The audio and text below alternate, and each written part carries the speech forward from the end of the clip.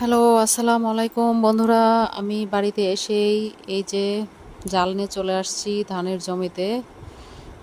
মাছ ধরা শুরু করব, জাল পাতবো।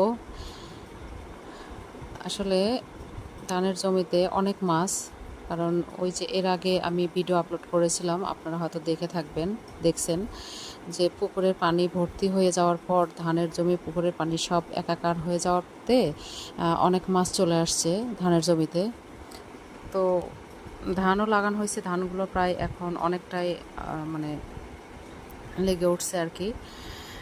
তারপরেও তো বুঝতেই পাচ্ছেন ধানের জমির মধ্যে গাছগুলো সাইড করে জাল বিছানোটা অনেক কষ্ট।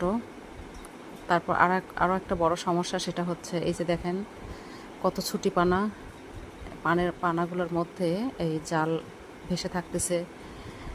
তো যাই হোক, একটু সাবধানেই কাজগুলো করতে হচ্ছে। কি আর করা, নিজ হাতে মাছ মারবো, আর নিজ হাতে মাছ মেরে সেটা রান্না করে খেতে তো অনেক মজা। আমার বরাবরই মাছ মারতে, পাখি ধরতে আসলে আমার কি বলবো,